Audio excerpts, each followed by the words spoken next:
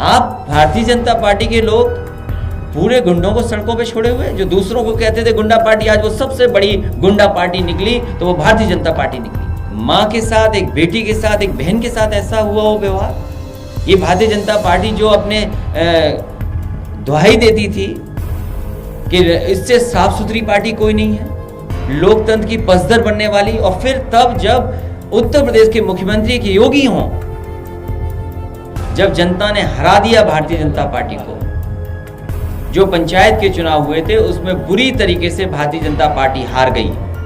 उस हार का बदला लेने के लिए भारतीय जनता पार्टी ने अपने गुंडों को सड़कों पे छोड़ दिया और पूरा का पूरा चुनाव लूट लिया।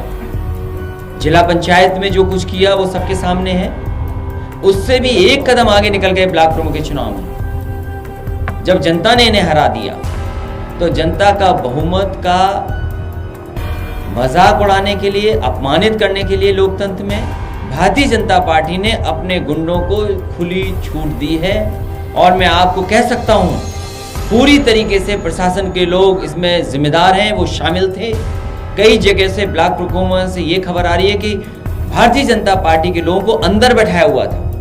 जब अपना पर्चा देने गए या पर्चा को भरने गए, उसी समय वहां से निकल करके आए और उन्होंने मारपीट की। इस सीमा तक भारतीय जनता पार्टी गई है। ऐसा लोकतंत्र में कभी नहीं हुआ होगा जो भारतीय जनता पार्टी की सरकार ने किया है, गुंडों को खुली छूट दी है। अखिलेश जी, साड़ी खींची गई है, ये मतलब ऐसा तो कभी कोई तस्वीर आज तक आई नहीं। वो बहन हमें ये मिलके गई हैं, दोनों प्रस्तावक और ब्लॉक प्रमुख की प्रत्याशी। उन्होंने जो घटना उनके साथ जो हुई है, इतना अपमानित कभी नहीं हुआ होगा। एक माँ के साथ, एक बेटी के साथ, एक बहन के साथ ऐसा हुआ वो व्यवहार। ये भारतीय जनता पार्टी जो अपने दुहाई देती थी कि इससे साफ सुथरी पार्टी कोई नहीं है, लोकतंत्र की पसदर बनने वाली, और फिर तब जब उत्तर प्रदेश के मुख्यमंत्री के योगी हों, एक उत्तर प्रदेश के मुख्यमंत्री योगी हों, उन्होंने किसको खुली छूट दी थी? कहीं यही लगता है कि भारतीय जनता पार्टी ने पूरी तरीके से गुंडों को छूट दी थी, जो चाहो सो करो। इसी वजह से हमारी बहन को अपमानित होना पड़ा, उसकी साड़ी तक खींची।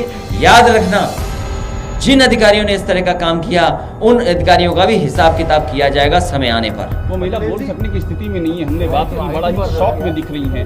आपने उनसे बात की, समाजवादी पार्टी आगे क्या करेगी? वो दुखी थी, ये स्वाभाविक है, दुखी तो थी, लेकिन जो उनके साथ घटना हुई वो पूरा बताया उन्होंने।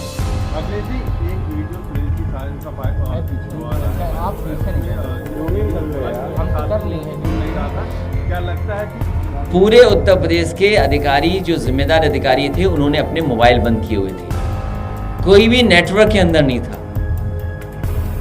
क्योंकि वो जानते थे कि अगर कोई बात आएगी तो उनके ऊपर आएगी, इसलिए उन्होंने मोबाइल को आउट ऑफ कवरेज एरिया कर दिया था पहले। जिस सरकार के अधिकारियों ने अपने मोबाइल को आउट ऑफ कवरेज एरिया कर दिया हो तो उनसे क्या उम्मीद करोगे आप? क्या अधिकारियों ने नहीं हस्तक्षेप किया? क्या जिला अधिकारियों ने नहीं हस्तक्षेप किया? क्या पुलिस प्रशासन नहीं मिलकर के इतना अपमानित किए लोगों को? पूरा पुलिस ने अपमानित किया। और उम्मीद कैसे करोगे आप? भारतीय जनता पार्टी के लोग पूरे गुंडों को सड़कों पे छोड़े हुए, जो दूसरों को कहते थे गुंडा पार्टी, आज वो सबसे बड़ी गुंडा पार्टी निकली तो वो भारतीय जनता पार्टी निकली। माता प्रसाद पांडे के साथ सिद्धार्थनगर में आदरणीय माता प्रसाद पांडे जी से मैंने बात की रात में। उन्होंने भी यही कहा कि ऐसा कभी नहीं हुआ होगा जो इस बार भारतीय जनता पार्टी ने कराया। वो नामांकन नहीं कर सके, अपना पर्चा फाइल नहीं कर सके। सोचिए आप, उनको भी अपमानित होना पड़ा पर्चे के लिए। पॉलिटिकली कैसे जवाब देने की तैयारी कर रहे हैं आप लोग इन सारी? 2022 में चुनाव घोषित होते ही उत्तर प्रदेश की जनता इन्हें हटा देगी, उखाड़ फेंक देगी। चुनाव आयोग के पास समाजवादी पार्टी पूरी ईमानदारी से उस महिला के साथ है, उसके सम्मान के लिए पूरी लड़ाई लड़ने का काम समाजवादी पार्टी करेगी। अखिलेश जी, आप पर कुछ लोग व्यंग कर रहे हैं। पप्पू यादव ने एक व्यंग किया कि बाबू तुमसे ना हो पाएगा, आप तो घर में बैठे हुए, मेरे पास इतने संसाधन होते तुम्हें जाने क्या कर देता। हाँ, हम पे तो नहीं हो पाएगा। तुम्हें जाने क्या कर देता। हाँ, हम पे तो नहीं हो पाएगा। ये बात तो ठीक कह रहे हैं, लेकिन उत्तर प्रदेश की जनता बदलाव चाहती है और बहुत जल्दी आप देखेंगे उत्तर प्रदेश में बदलाव की कैसी लहर चलेगी।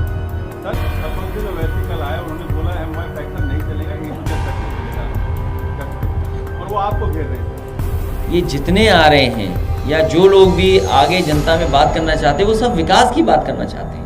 आप आधी अधूरी बात मत करिए। आप कहिए कि जो भी दल आ रहा है वो चाहता है कि विकास हो, और अगर विकास किसी ने किया तो समाजवादी पार्टी ने अपना करके दिखाया। लेकिन सवाल यह है कि लोकतंत्र बचेगा तभी तो विकास होगा, जब आपके वोट के अधिकार को ही छीन लिया जाएगा।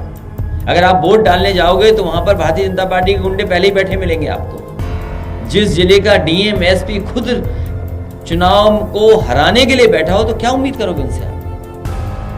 ऐसे अधिकारियों की भी समाजवादी पार्टी सूची बना रही है कि जिन्होंने समाजवादी पार्टी और आम जनता को अपमानित किया है, उनकी भी सूची बन रही है।